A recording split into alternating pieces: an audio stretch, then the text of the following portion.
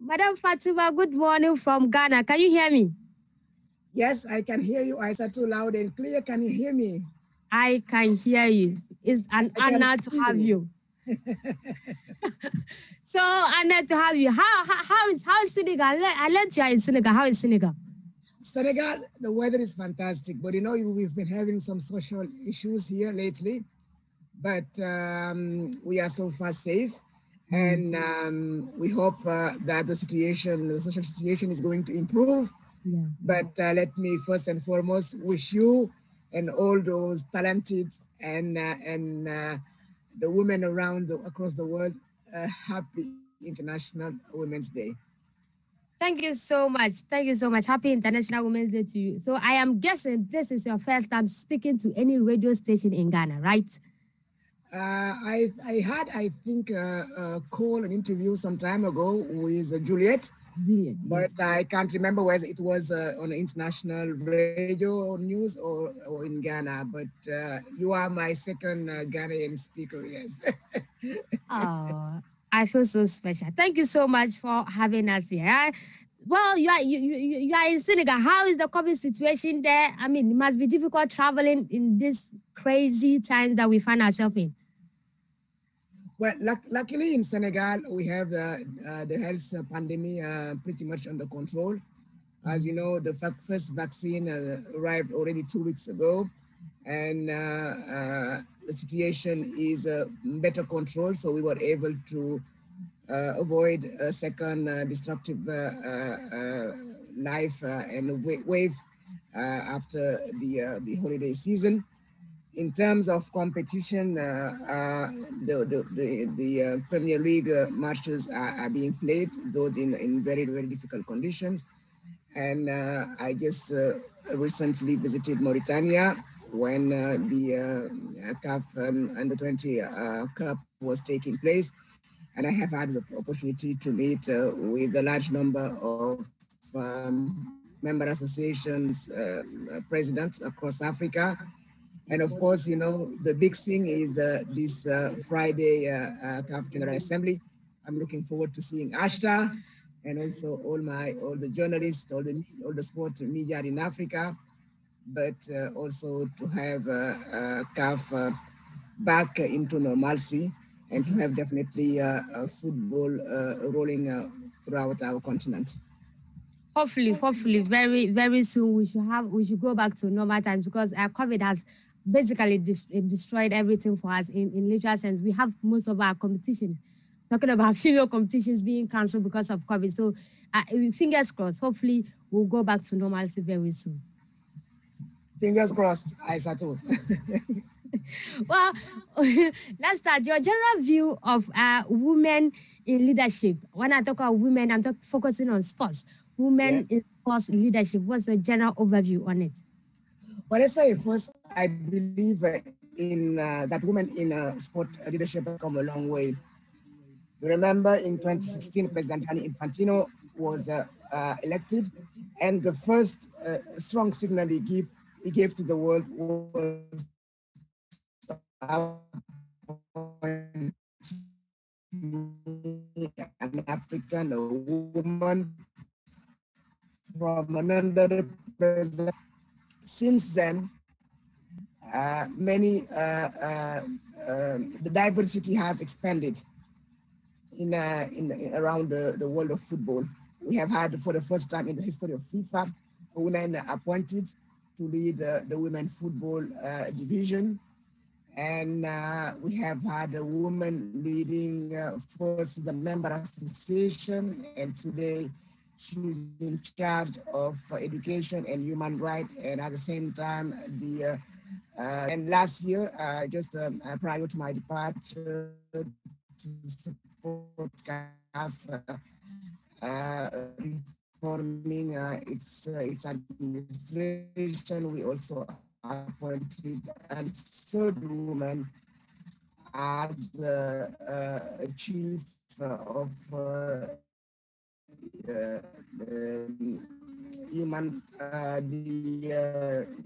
HR services. So today we have 3 women plus the secretary.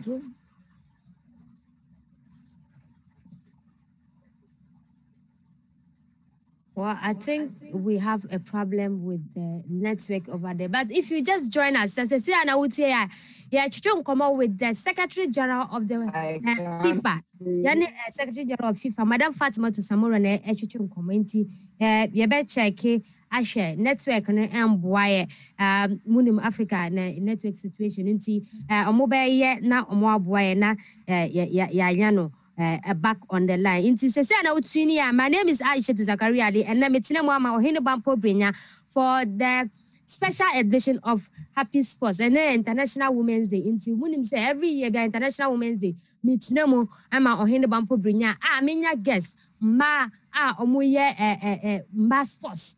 No, obi mo omo players, obi mo omo leadership positions you know omo chicho komo ehwe mba in the area of sports no. Then then betumi aye the assessa the whole situation no. Inti yabenya back yabekọ back na ahwe say Madam Fatima obe that obetumi ati yenka anase say zoom ni entimi enye ya yebetumi afre no phone line because important say yene no ebetwetwe nkomo nti may try I should say yebetumi reconnect with Madam Fatima. Madam Fatima, can you hear me?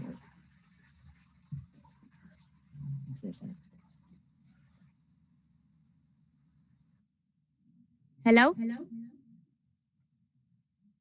Okay, so I think we can opt for the option of say a bit to me a friend or audio so because network no one baby or one is say network no one it is yana Madam Fatima to Samora na echicho komo Secretary General FIFA yana Madam Aishatas Mohammed Salah or no or director of the director of legals and compliance at CAF yana echicho komo yana Laura Georges so echicho komo I think I have Madam Fatima back here with me. Madam Fatima, so sorry about the poor internet connection. It's good to have you back. And I'm happy also to hear to you loud and clear. Yeah. Yeah, great. You were telling us your general overview of women in leadership when it comes to sports. You were telling us your thoughts on it and how FIFA you have been trying to get more women on board as we progress. Yes, I was saying that there was a U-turn in May 2016 in Mexico when President Infantino, for the first time in the history of FIFA, appointed a woman from a underrepresented continent, Africa, to lead the administration of the World Football Governing Body. But since then, many more steps have been taken across the world to inject more diversity into the world of football. We have 6 women representing each of the FIFA confederation, sitting on the FIFA highest board of decision, which is the Council of FIFA. We have 39 female also participating in the various committees of FIFA. And you remember before 2016, there were many legal bodies where we do not have any women sitting. And we have today 16 Secretary General. It's a pleasure also to have Ashta in charge of legal in CAF. We have 3 women chief at FIFA over the past 5 years, and we are today 42% of female represented in FIFA administration. But I should say that the decision is also something that has impacted the whole world. We have the previous speakers like Laura George, who is also doing a great job at Football Federation of France. But we have also Aisha Johansson leading the SLAFA in Sierra Leone. And I can cite also many more examples like Lija, who's also a member of the IOC, but also a member of CAF and FIFA. And we can go on and on and on. It means that the world has recognized that women are an active and a strong part of football. They are 50% of the world population. And for that reason, you cannot run and make prosper the most popular game on earth without involving 50% of the world population. So I'm proud to be leading this organization that is doing fantastically in terms of gender streaming across all levels. Great. Take us through the journey to your current position right now. How was it? Well, it was an interesting journey and bumpy at times. When I joined in June 2016, FIFA was in a pretty much bad shape, and it was considered like a toxic brand with all this financial scandal involving the senior leadership. My first step was definitely to try as much as possible to interact with the staff, which I consider as my low-hanging fruit, and to first uplift the morale of the staff. And the second step I took was to restore confidence among the various FIFA partners, especially the commercial affiliate. We also traveled a lot, the president and I, in many countries around the world to explain the new governance model we wanted to roll out at FIFA. And we also bring more modernity, but also a higher level of governance and oversight. We under the President FIFA Forward program, there were 4 times more money distributed. So the first thing we decided is to have the central review for each of the 211 member association of FIFA and confederations that benefited from the FIFA Forward. And it was also a way, the next step we took was to have this executive football summit every year, whereby all the president of the member association and the secretary general were calling to discuss football related issues and also to define what will should be the priorities of FIFA in the next 4 years. We try as much as possible to close the gender gap between the women's football and the men's football by giving additional investment to women's football, but also by organizing the most successful Women World Cup uh, ever in France in June and July last year. We put in place several training programs to enhance the leadership of women in football administration and also give them the possibility to become leaders in their respective association. On a daily basis, we are promoting gender equality, and we have released recently a handbook for the administrators of women football within the member association. And I can cite hundreds of these examples who have been very successful across our 211 member association.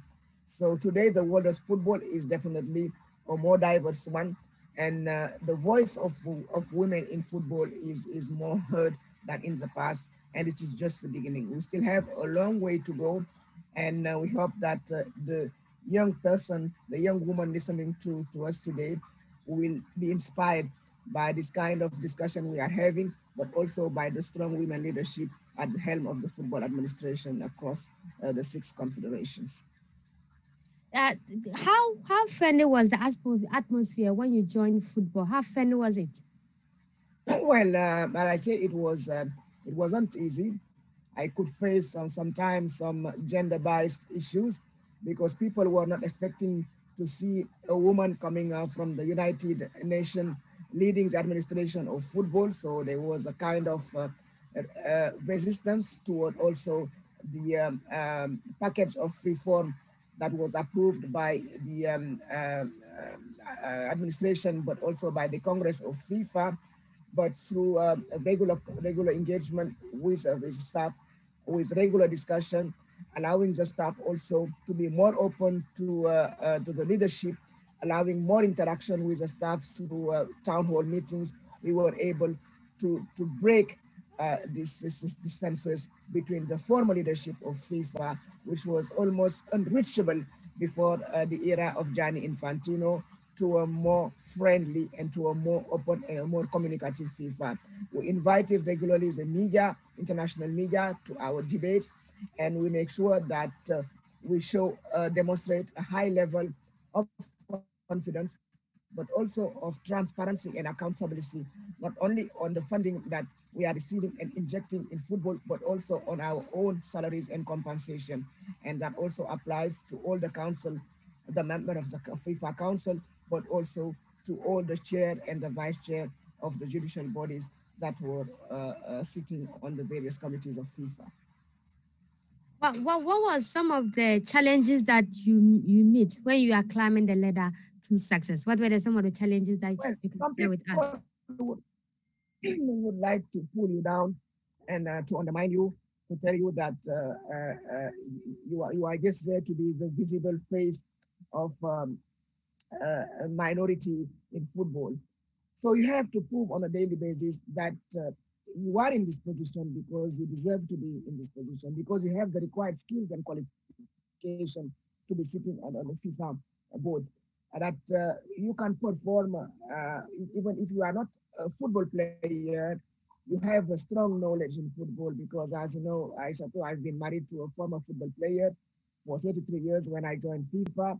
So football was my bread and butter. It was my daily life. My brothers were very active in football. And when I was in high school in Senegal, I, I, uh, uh, I know many international football players who were all other friends because we were in the same high school or because we were in university together. And I traveled and was based in many countries where I was also watching the games. And I'm a very passionate about football, and that also helped me to hit the ground running at FIFA. Well, what advice do you have for some of us, the up and coming young ladies who inspire to be where you are? The challenges that you face, what advice do you have for us based on those challenges so that we will be able to tackle them when we meet them? My advice to the younger generation is believe in yourself. Choose your own role model. Learn as much as you can. Get the required knowledge and accept to share that knowledge with your sisters who are looking at you. Be at your best in everything you do and don't expect anybody to do you any favor because you are a woman. I like the last part. Don't expect anybody to do you any favor just because you are a woman. Do your best. I think it's so important. Now, share with us some of the support that FIFA is giving to women's football. I remember earlier you talked about FIFA getting more women on board, but if you can share some of the decisions that you guys took to help and support women's football. Well, when you see the resounding success of the FIFA World Cup in France in 2019, uh, uh, the President Infantino proposed to the FIFA Council to allocate 1 billion US dollar to the football under the current cycle 2019-2022 to promote the game. We also decided, based on the same success, to expand the number of teams participating to the Women World Cup from 24 teams in 2019 to 32 teams for 2023. For the first time in the history of FIFA, two different confederations, IFC and OFC, are co-hosting the Women's World Cup. So two different countries. It means we will have more people from a more diverse society coming to attend the next World Cup in New Zealand and Australia. Under the COVID relief fund, you know that FIFA has put in place an investment fund to help the clubs, but also to help especially the world of football to tackle the pandemic. $1.5 billion were put at the disposal of our six confederation and 211 member associations. But for the women football specifically, 500,000 were allocated to each of our 200 member association, and the large majority of them have already started accessing this fund to allow women football to not to be negatively impacted by football.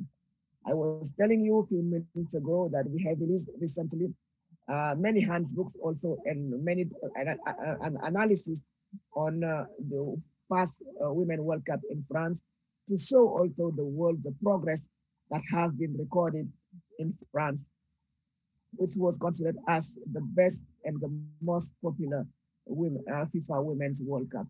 We are training on a daily basis our member association, especially the women in charge of the football administration. And we are making sure that also our technical support to coaches and referees is something that we expand to any country that is willing to promote and to develop the women game.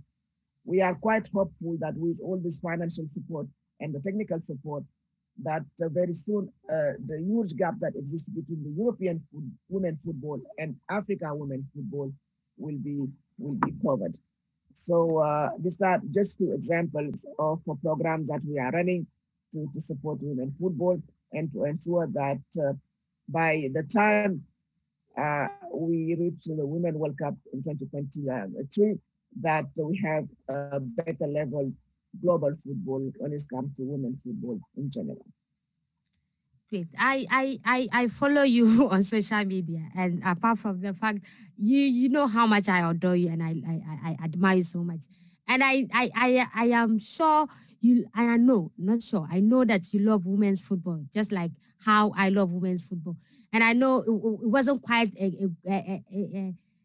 is an easy decision to cancel the women competitions, but we have to because health first. Laura George mentioned something about we have to protect ourselves because the game is there, but our health we have to protect ourselves and we can have it in the next 2 years and the next 4 years time. I want to find out how do you keep moving? I mean, with all the challenges, with all the difficulties, how do you keep moving? How do you do it? You ladies give me the energy.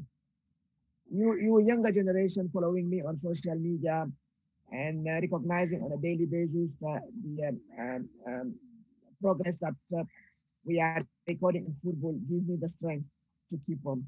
So today, more than ever, I need your support, and I hope that I will continue to inspire you, and that I will not be a source of disappointment to the younger generation.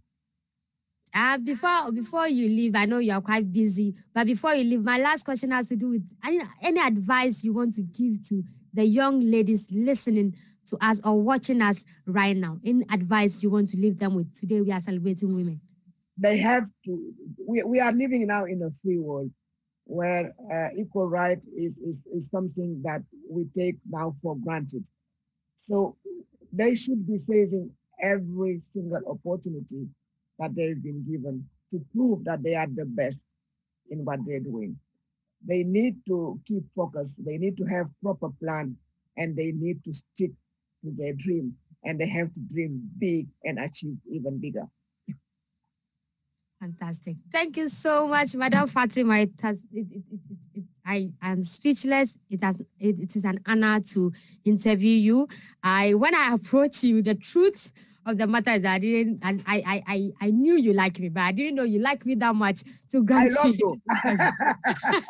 I am honored. I was like, oh, the time is short, but I would write things because she's busy. But I'm so grateful. Thank you so much for watching. When it comes to supporting women around the world in all fields, not only in sport.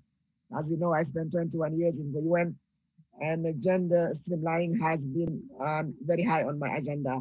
So I'm also very glad and very proud to have young women like you leading this kind of talk, and also talking to the most popular football and trying also to fill the gap between the men journalism and women journalism in sport in Africa. So you are a source of inspiration also for the youngest generation. So keep up the good work. And once again, International Women's Day to all of you. Ashta, Laura, I know Claire. Have a good day. And thank you so much. Keep on keeping the ball rolling and keep safe.